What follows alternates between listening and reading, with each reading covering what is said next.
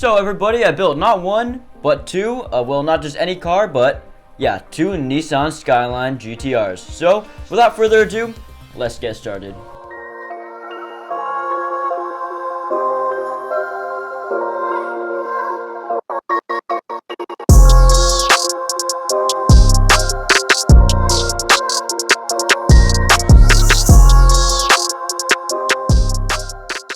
So before we begin, I just want to say I hope you guys liked that intro. I literally had to go outside when it was raining and lay on the pavement to get those shots. So yeah, also you can find more of those shots on my Instagram if you want to go follow it.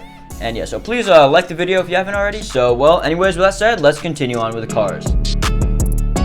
When most people think of a Skyline GTR, they'll think of probably something like a R34 or maybe like an R32 GTR. And what some people don't know is that the first ever GTR debuted all the way back in 1969. And that's what I've made here. Two of the Hakosuka, I think that's how you pronounce it, generation of Nissan Skylines. One of them is a stock version and one of them is more of a race car version. Well, it is a race car version. This car just looks great in stock form, but it was really successful as a race car as it won countless times in the Japanese Grand Prix and actually racked up 50 wins or over 50 wins I think in total. And basically kicked off the winning heritage of the GTR. And this race car version sets out some of the iconic features of the real one, such as this two-tone white and red color scheme with a stripe down the middle, as well as these headlights, which are kind of those bubbly plastic covers. They definitely have a name that I just don't really know off the top of my head. This gray version of course is stock, so it's got the original quad headlights. It's also got 4 of these wheel inserts to represent kind of a beefier tire that they would use in racing, as well as a modified rear bumper and a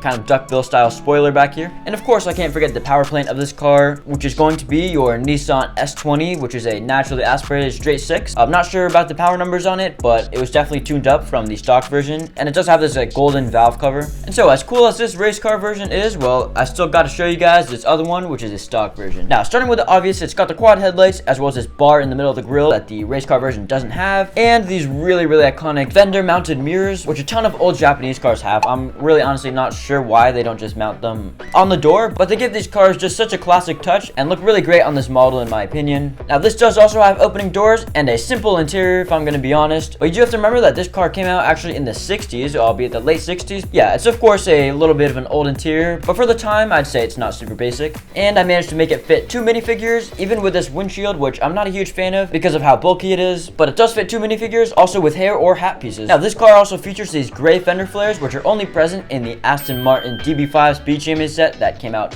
really recently, so without that set, I wouldn't have been able to build this car. Now, the rear of this car has one of the craziest techniques that I've honestly ever came up with, and that is creating the taillights using these red minifigure hands pressed into the back of some headlight bricks. And this was discovered completely on accident, really. Basically found this Spider-Man minifigure and decided to rip his hands off, and well, the rest is kind of history. And that's pretty much it for the exterior features. Technique wise, there are a few things that I do want to show you guys. One being the way that the spoiler is attached. As you can see, it's mounted on this angle while simultaneously touching the body, and the way that is achieved is using this assembly that goes pretty far down into the car's rear, as you can see, using these clip pieces and these nozzle pieces. The front area is home to also some more techniques, and basically here you'll find some angled 1x1 bricks with studs to create this front section that goes a bit lower than the sections on the sides that cover the headlights, which gives it this really characteristic look that I just had to achieve. Then the headlight assemblies are also just attached via those angled bricks, and that wraps it up for these two cars. I really hope you like this MOX. Basically how this tutorial is going to work is I'm just going to show you guys how to build the